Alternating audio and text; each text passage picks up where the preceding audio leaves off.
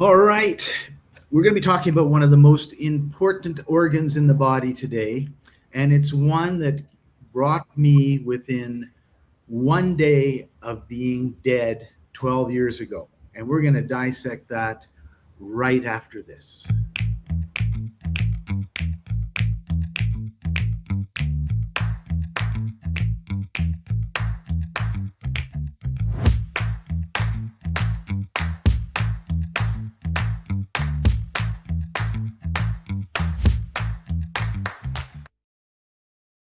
Welcome, everybody. This is the Life Enthusiast Health Shots podcast, restoring vitality to you and the planet. I'm your co-host, Scott Paton, joining us as usual, health engineer Martin Pytela. Hey, Martin, how are you doing today?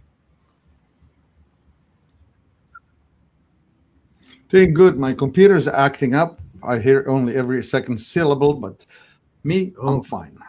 Good. I'm glad you're fine, and I don't know if it's. I wish I had rebooted.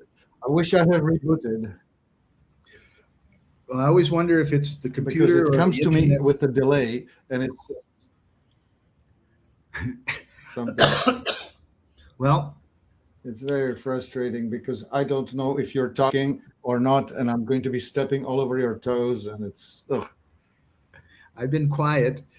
Last week, Martin had laryngitis, and this week he's given it to me, even though I am like 12,000 miles away. The power of suggestion is what he said earlier in the day when we were talking about it. And that's really a key thing too, isn't it? Right? Okay, like I'll suggestible. I'll raise you. Scott, I'll match you this one and I'll raise you one other. When I was a 10-year-old, I got sick. No, I was younger than that. 6-year-old. I got sick with hepatitis. And then when I was 10, I had a second bout of it. And when I was 15, I had mononucleosis. Holy smokes. All of which are viral, liver. I was disqualified because I could not eat the army diet because it would have killed me. I had what's known as hyperbilirubinemia. I would turn yellow. My eyes would turn yellow. My hands would turn yellow.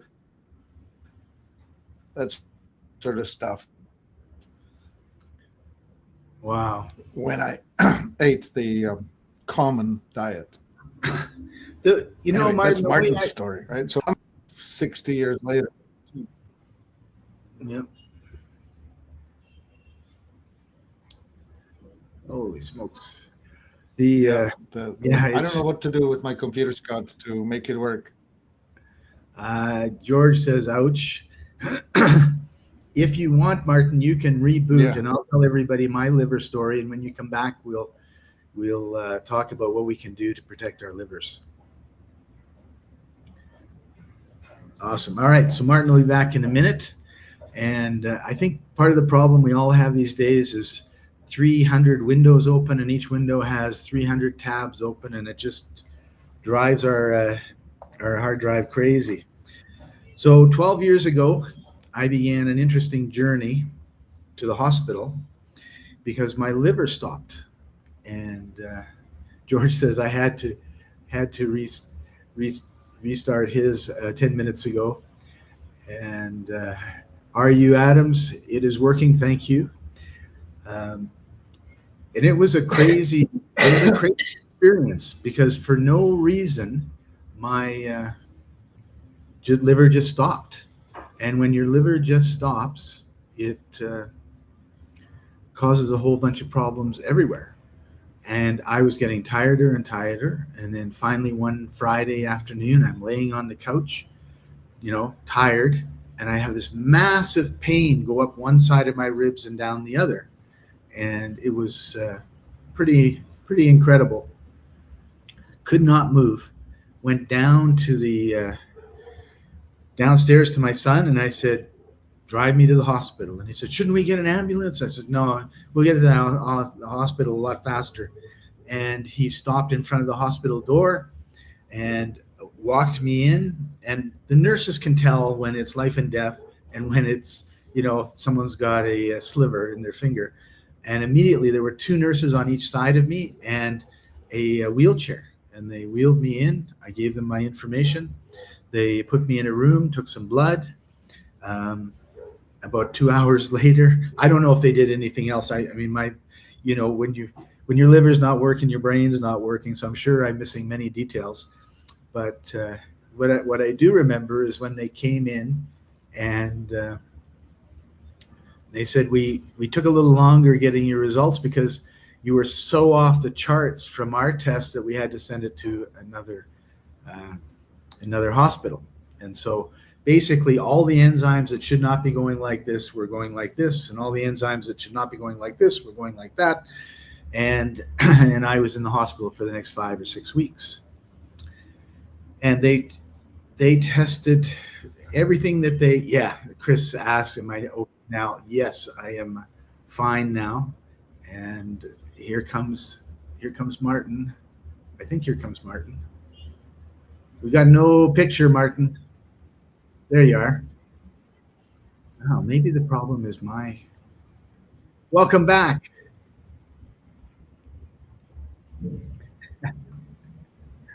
Bad news, Scott. Yeah. Well, it was 12 years ago, and as you can see, I'm still living, so I survived. But it was really an interesting experience because they would test all these things, and they said, you don't have cancer, you don't have this, you don't have that, you don't have this, you don't have that, you don't have hepatitis, don't have anything. It just stopped. And one of the ultrasound people said, you have a very nice looking liver, like your liver looks just perfect. And then almost like he's talking to himself and forgets I'm there, he says, it's almost like you were poisoned. And as far as I know, I don't have any mortal enemies that would want to poison me. But I do recall seeing a lot of chemtrails in the air, and I was traveling through the Rocky Mountains, and I just wonder if the change in the air and change in the water and the change in the food it was a perfect storm, and my liver just said, that's it. Or it was a slow moving poisoning, and the liver just finally said that's the end of that. And the liver itself that's bad enough, but it regenerates. But because it wasn't doing any work, the kidneys and the pancreas had to do extra work. So they went on strike. And they said, okay, you have an inflamed pancreas. That is about, that's going to kill you if we don't do something about it. And we don't have any drugs, which, obviously this was well before COVID, where now everything has a drug solution. And they said, what we need is you have to not drink and not eat, which of course is called starving and dying of thirst. So they stuck a whole bunch of stuff in my arms, and I laid in bed for a long time. And every once in a while, they would go and give me a small meal because you just can't not eat forever. So that was pretty crazy. And then one day, I said to my mom, I said, I need to change my will. A little late, right? So she went in to see the nurse, and the next thing you know, the nurse is then giving me this big lecture of you can't give up and all this sort of stuff. And I said, well, I just want to change my will. And I think that was the day that they told my mom to go to see a mortician and prepare for a funeral. I'm sure it was this. I mean, I don't know for sure, but I would bet that was the same day. And I didn't know that they told my mom tomorrow he's going to be dead until 6 months later. And my mom and I are talking about something. She says, yeah, they told me that, you were going to be dead the next day. And I go, what? Why didn't you tell me? And but the other thing that happened in my life, because oftentimes, I think health is a combination of what you stick in your mouth, what you drink, what you breathe, what you do, but also what goes on up here. And 6 months to a year earlier, it was actually a little over a year earlier, my dad passed away of leukemia. And I thought, there's no way I'm going to allow my mom to bury her husband and then bury her son in 2 consecutive years. And after that, everything started getting better and better and better as far as the charts were concerned. And then and then of course when you sit 6 weeks or lay 6 weeks and you don't get out of bed, all of your muscles atrophy. So I didn't know if I could walk to the painting behind me when I got out. And they said, yeah, you're getting better, you need to start exercising. Okay. And they gave me a walker, and I'm like, there's no way I am going to use a walker. That's for old people. But I didn't know if I could get to that painting and back, right? And I thought, well, what if I get to the painting and I'm standing there in the middle of the hall and I can't move? So I took the walker and I'm holding it off the ground as I'm walking. Like I refused to put it on the ground, right? And of course, where we were, there was a little hallway, there was a nurse's station. You could walk around the nurse's station. So the nurses would constantly look up and they'd see me going around and around and around. And then I'm thinking, oh, I'm fit now, right? Because I can go around like 10 times. And the physiotherapist comes in and says, okay, Scott, we're going to the stairwell. And I go, what? Yeah, you're going to walk upstairs. Oh, okay, no problem. 12 steps. And I was exhausted. It took me 10 minutes before I could come down. And I thought, holy smokes. And yeah, Kevin, it was one thing after the other. So I tell you, stairs are an incredible test. You know, people who live on hills or people who have stairs to contend with maintain their muscle mass and their fitness way longer into their life than the ones that live on shuffle your feet without having to engage the quads. Yeah, yeah. During COVID, I was in Medellin, Colombia, and I found an Airbnb. Of course, all the Airbnbs were empty because nobody was coming to town. Everyone was staying home. And it was on the roof of an 8th-floor building. And it had 9 flights of stairs going up. And I would order food in, and then I'd have to go down to the basement, down to the street level, get the food and go back up. And twice a day, I'll say once a day, but sometimes twice a day, I would fly down the stairs and then I would go back up. And at the end of the 9 months, I was almost running up those stairs. I just think it's an amazing set of exercises that you can do. Yeah, exactly. So one of the things that I want to do something a little bit different than what we normally do. And that is I want to bring a product up to show people. We usually do it later in the session, but I think this is something that I do twice a year. I get a bottle twice a year. Let me just go engineer for a moment and just describe the function. Huh? Like your liver is a complex organ, and it processes foods in 3 phases: phase 1, phase 2, phase 3. And in phase 1 is a lot like you take something dangerous like a hand grenade and you actually pull the pin. You actually activate all of the things, meaning this: the dangerous chemicals that the liver is supposed to neutralize, it has to make them even more dangerous so that it can neutralize to them, and it's either sulfation or methylation or phosphorylation or something. It attaches something to that chemical so that it can be neutralized in phase 2 and then transported out of the body in phase 3. In the phase 3 is to take the packaged stuff and push it into the bile, and the bile goes into your gallbladder, and the gallbladder finally pushes it into the gut. Anyway, that's the engineering of it. And if you don't have enough bile, and bile is made from bitter things, then you're going to be underperforming in the department of being able to remove the toxic things out of your body. Anyway, Scott, here's your new liver story. Just a sec. I can't find the right place. Here we go. Yeah. So this new liver is basically it's to support your liver. And one of the things you talked about when you were a youth and had hepatitis, I had hepatitis when I was 22, and I was on my back for 3 months. I had gone to India. I'd gone to Australia, actually, and then I went to Southeast Asia, and then I went to India. And I ate something in India that disagreed with me and made me very sick. And then when I got better, I just felt off. So I headed home. I thought, oh, this isn't good. I better head home. So I headed home and saw my doctor, and he said, yeah, you've got hepatitis. And so I ended up. Now, hepatitis, just to be clear, anything that has itis means inflamed, inflammation. and hepa is hepar. This is the word for liver.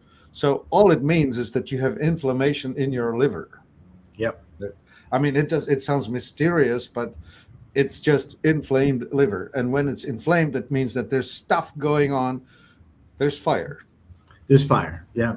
And the way it showed up for me was absolutely no energy, and I'm yellow. And so I would wake up around 8 in the morning, and I would walk downstairs, and they would feed me breakfast, and then I would sleep. And then lunch came around, and they would feed me lunch, and I'd watch the noon news or the game show or whatever they were watching. And then I would go back to sleep on the couch, and then they would have dinner, and I would eat dinner, and then I would go back to sleep. And at 8 o'clock, I would walk back upstairs. And there were times when I just wanted to take a knife and cut my stomach open because there was this pressure, and it was just, it was terrible. And then one day it was like a light switch went off, and I started getting better. Like, I actually remember when it stopped being bad and started getting better. And this was January in Winnipeg. There's 3 feet of snow, and it's minus 10 or 20 degrees. And after a while, it's like, I have a whole bunch of energy. I had no energy, but I had a whole bunch compared to what it was like the previous 3 months, right? So I said, I want to go for a walk. And of course, I'm still in this fuzzy stage, not really knowing what's going on or paying attention. But when I think back, I remember that everybody had a look of abject terror on their face when I said I wanted to go outside. And I walked out to the sidewalk, and then there was one house to the end of the road. I walked to that end of the road. There was a light there, and I stood there for 20 minutes because I just ran out of energy, right? So there I am, minus 10, 20 degrees. I've got the park on and everything. There's snow all over the place, and I'm not moving. And then eventually I turned around and I went back. And a few months later, they said, yeah, when you left, we didn't think you were going to come back. Like, what they meant was they were standing beside me thinking they were going to have to help me back, right? And I didn't realize that they had, got their park on, and they all went outside to make sure that Scott didn't end up in a snowbank somewhere and wouldn't be found for 3 months. You and your liver stories, I tell you. Okay, yeah. So how about Kevin, this? Right? Actually, Kevin has a really good comment here. I'm interested in the product. I already looked at the ingredients, and they look really good based on everything I read in the past. So let's talk a little bit. I fed this thing into the AI, the ingredients and the composition, and they said, holy smokes, this is one of the best things around. It's pretty complete. And then they gave us a couple of hints, and we have implemented those, and so they are actually in it. And the main concept here is that when you eat this or when you consume this, you have all the building blocks for building liver tissue. So that truly will do a wonderful things for you. And it'll also do a detox, right? Oh yeah, of course. You have to, in order to build anything new, you first need to make room by getting rid of toxic things. Yeah. And I just find it's it's the ingredients that tell the story, but it's the emulsification. So see, when you look at it, coenzyme Q10, which is the stuff that helps the body with energy conversion, mitochondria healing. Silymarin, that's the famous milk thistle ingredient that makes liver work. Sunflower lecithin. Lecithin is an emulsifier that binds anything that's fat into things that need to transport it. Turmeric is the famous anti-inflammatory herb. Burdock serves in the body as a digestion support. That's the elimination stuff. And acetylcysteine, that's the support to the glutathione, where glutathione is made in the liver. That's where you build vitamins, antioxidants. And MSM, sulfur, is a super important thing because without sulfur, you don't transport energy, oxygen in and out of cells. Right. Blah, blah, blah. So those are the highlights. But then you look, there are like 100 things in there. Yeah. And it's really, really funny, because it has NAC. So I'm reading an article, and this guy said, yeah, NAC is awesome. Blah, blah, blah. It's the bomb, yeah. So then I started looking around for it, and I see, there's some bottles here. And then I look at the ingredients, and it's in it. And then MSN is the same thing. It tastes terrible. Energy, yeah. By itself, it just tastes terrible. And I thought, I need to get MSM. And then I look, and and I've been getting it every day because the way I do it, and yeah, you and I do it totally differently, I think. But in the morning, I have a glass of water, and then I go and I put I get another glass of water, and I stick the new liver in, or the iridescent, or whichever superfood I'm on for that month, and then I drink that all down, and then I don't have anything else till noon. Yeah. And, Yeah, I do the same thing, Scott. I combine a superfood of the foundational type, which would be like the iridescent or powertine or something like that. And then I combine it with the therapeutic type, which like new liver is one of them. We have the liver, heart, pancreas, and bones, different types, right? So this is the liver one. And so I actually cycle. Oh yeah, the fifth one is the cancer module, the one called Allogiplex. right. Yeah. Yeah. And yeah, I just think it's really good to be able to go through and rotate through them, right? Because we Yeah, need, totally. Yeah, you support these different systems. yeah. And my philosophy on it, I think it's because of in my 20s, I was so sick, and it took 3 or 4, 5 months before I was back to normal. Is I always think of the preventative part of it. Like a lot of times, I don't Yeah. think people really think, oh man, I got to, you know, Yeah. drink less booze, or I got to do this, or I got to do that, until there's like an emergency, and then you're like, you're going to do it or you're going to die, and then you have the motivation to do it. Whereas I'm kind of like, what do I need to do to keep building a strong body so that this doesn't break down on me? And the other thing I think, Martin, that affects me is my grandparents on my dad's side lived to 102 and 103, and on my mom's side to 89, 90. And so there's these longevity genes, right? Yeah. And wasn't it didn't translate to the next generation, because my dad didn't live to 102, my uncle didn't live to 102. They lived till the mid 80s, and I know why, because they were executives, high stress business, drinking too much, eating the wrong foods, and Yeah, they were not farmers. They were not living on organic food that grew 20 feet past the front porch, stuff like that. right.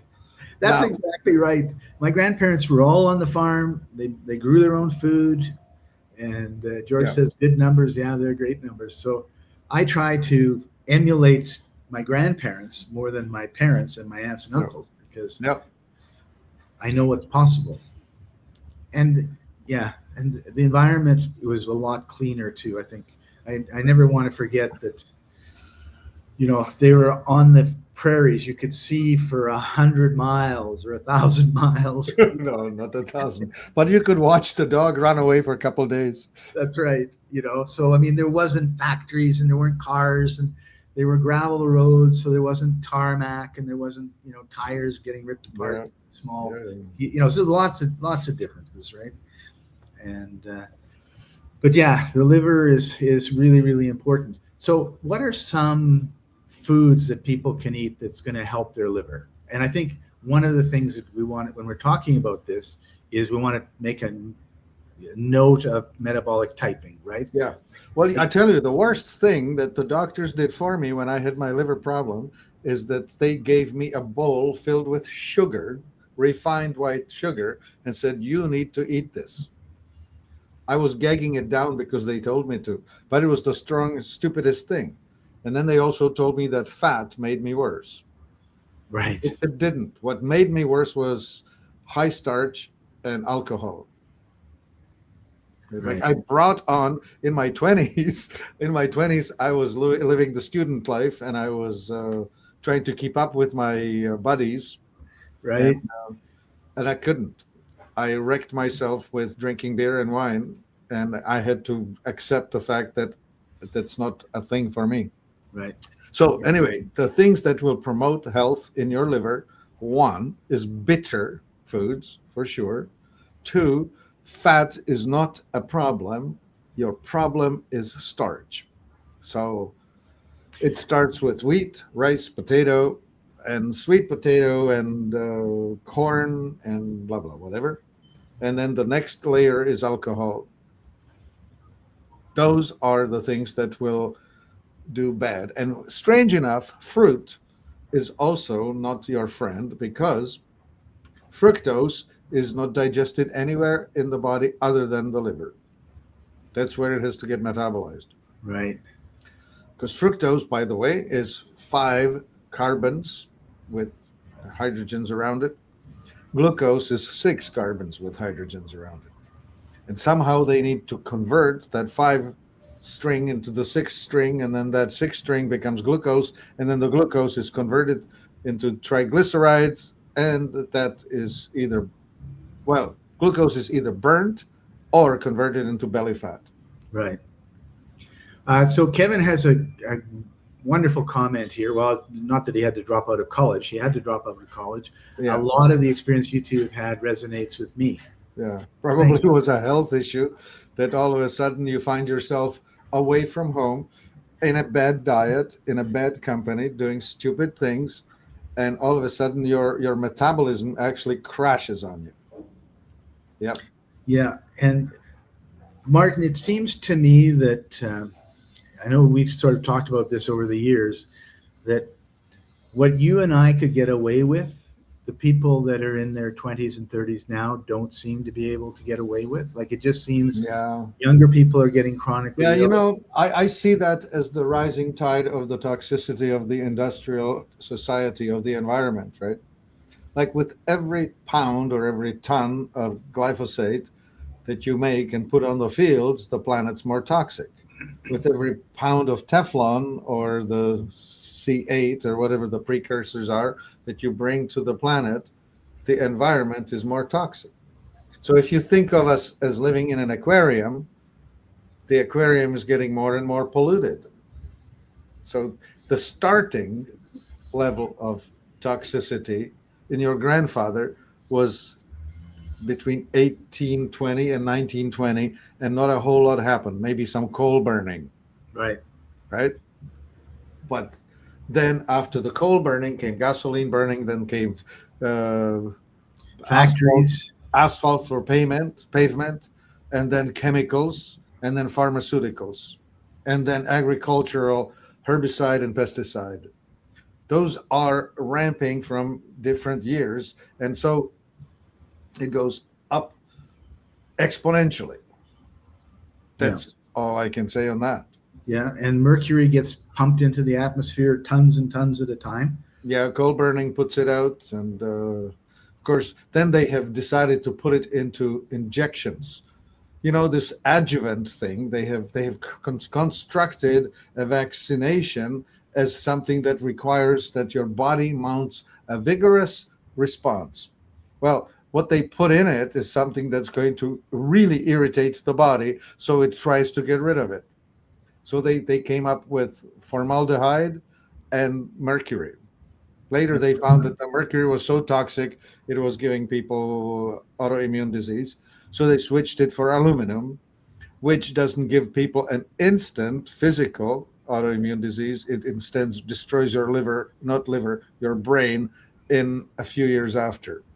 Right? Like the aluminum is now known to be associated with decline of brain function.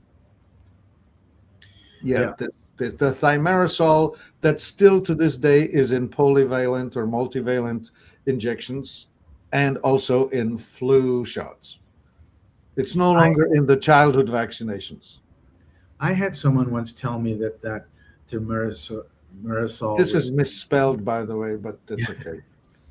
Is not toxic at all. And I go, well, totally not toxic. That's what Robert Kennedy has discovered too, because he went looking for the problem with fishermen in Hudson River and found that it was the mercury in the fish. Right? Yeah. It's dangerous when it's in a fish, but it's perfectly safe when it's in an injection made by a pharmaceutical company. That we know. Right. And we wanted to talk about liver gallbladder formula. Oh yeah, it's called Digest Ease LG. And this Digest Ease is a tincture, and it's designed to help stimulate the digestive pathway. And L stands for liver, and G for gallbladder. And it's for people who have had their gallbladder taken away, or people who are having trouble with fats, right? If you have difficulty digesting fats, you need support in the bile department. And that's what this supports. How would you know if you had difficulty, Martin? You burp, you bloat, you have a hard time digesting. And at the back end, if your poop is light colored, like mustard yellow or light brown, you're definitely not digesting fats. And if it floats, you're having trouble. And if it stinks, you're having trouble. Well, I can confidently say that my poop doesn't stink. It Of smells course, delicious. now that you're well, it doesn't. Or it's just me and I'm used to it. My son, I gave my son an ice cream maker. You told this story 3 weeks ago. And he was so funny. He makes this chocolate ice cream and he's opening it up. And I'm thinking, oh, that looks good. It must smell great. And I go, oh. And it turns out he had farted. So it was pretty funny. He might need some liver gallbladder formula. Yeah, he needs that. And this is a herbal extract. Yeah, it's a herbal extract, typical classical herbal tincture. So it helps with the digestion, the liver, and the gallbladder. I didn't know about that. So this is another thing I get almost every month is one of the Earth Friends herbs. Yeah. And we have several of these. The really popular is the fungus ease for people that's the one I get a lot of. who have mold exposure. So anybody who lives in the tropical climate with lots of humidity, they should be on fungus ease. And we have cortisol ease for people who are coping poorly with stress. You know, the folks that are wired and tired at the end of the day. Right. Kevin has an interesting comment. Every once in a while, my poop is yellow and I worry. Not always, though, and that is good. Yeah. So, Kevin, the time that it happened is when your liver went on strike. It just something broke it that day. Something didn't happen. The bile didn't flow. Yeah. The basic prevention, either this Digest Ease or there's a product we sell. It's called bitters. There's bitter number 9 or bitter number 10, and those are awesome. And you can just use those as a source of the material that your liver needs to build bile. Yeah. Cool. We're going to take a short break. We'll be right back.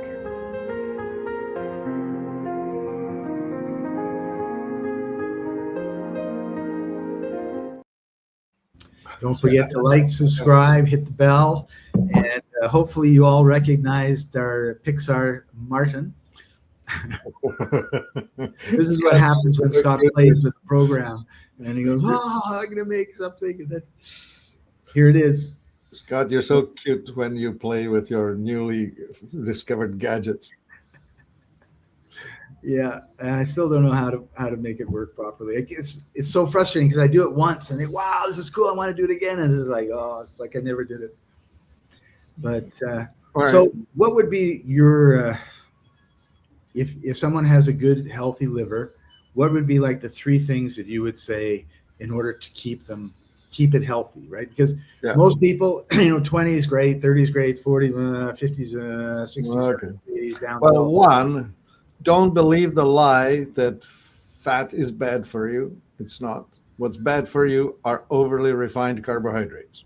And what about seed oils, overly refined oils? Okay. The second thing I was going to say is the highly processed, industrial processed seeds, omega-6, right? So that would be the sunflower, safflower, canola, cottonseed, corn oil, that sort of Anything stuff. that's on the shelf for a year before they take it off. Yeah. If it says refined seed oil, all the good things have been taken out of it. Okay. We refined it away. bitter foods. Eat bitter foods. So that What are would be, examples of a bitter food? they're usually in the salad. Rocket, arugula, endive, dandelion leaf, if you can find some that has not been sprayed or pissed on by dogs. Yeah. Plant your own dandelion patch, protect it, and eat it. Yeah, dandelion root's supposed to be really good when you crush it up, and Yeah, that's the bomb. that's the bomb. We put that into new liver, of course. Well, and I guess that's the answer, right? Is go to life-enthusiast.com, contact Martin, spend some time talking to him. We talk about things in a kind of a global macro level. Obviously, we can't talk to you about specifics because everybody's different. But Martin really is a health engineer. He'll listen to what you have to say. He'll take it all apart and he'll build something that's absolutely amazing, and your health will get a lot better. Yep. Customized solutions. That's what works. We do renovations, and no renovation is like the other. You know, like when you rip out something floorboards out of the bathroom, that's when you find out if the joists are rotted or not. Right? Yeah. And anyway, it's a whole lot like that, right? Like no construction guy, a renovator, will give you a firm quote or an exact time how long it's going to take. He'll say, well, first we take off the surface layer, and then we'll look under the hood, and then we'll discover what's really going on. And that's how it is with every person we encounter, because if you treat it as if it was a new construction, you end up with crappy results. I had a friend who slept in a waterbed for 20 years, and he was always getting sick. And then finally he says, I'm going to get a new bed. And he took his waterbed apart. It was so full of black mold underneath the wood, like underneath it, right? Yeah. And he says, no wonder I was sick. Look at all this stuff that was getting into the air that I was breathing. Yep. And, Exactly. I had a black mold experience that freaked me out. We had a bed, and the head was against the outside wall, and it was a poorly insulated wall, so the gyprock was cold, and the moist air, humidity, would condense on the surface of the wall, and it was just make the wall just wet enough for the black mold to thrive in that low circulation terrain between the wall and the headboard, just where I was sleeping. Go figure. Yeah.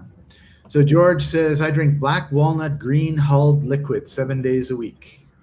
Well, George, everybody should do George stuff every day. That's right. Awesome. Okay, so we've come to the end of our time together. Went actually a little over, but that's okay. And we love you, and we want to share this information with you. Make sure that you like, subscribe, share, tell your friends. Try the products. They are absolutely amazing, and unlike anything else that you're probably going to buy, certainly in stores, it's made with love, and it's made so that everything has a maximum benefit. And it's not just a bottle with a bunch of powder that was ground up and burnt up and has no real value. So with that, thanks for joining us, everybody. Really appreciate you. Martin, thank you for taking time out of your busy day, and we'll see you next time, everybody. Bye for now. Bye. Oh. My body's a temple, but the walls are cracked. Stuck in the rubble of the years I've stacked. Stagnation in my veins like a river to the dust. Toxic whispers in the wind, but I gotta rebuild. I must.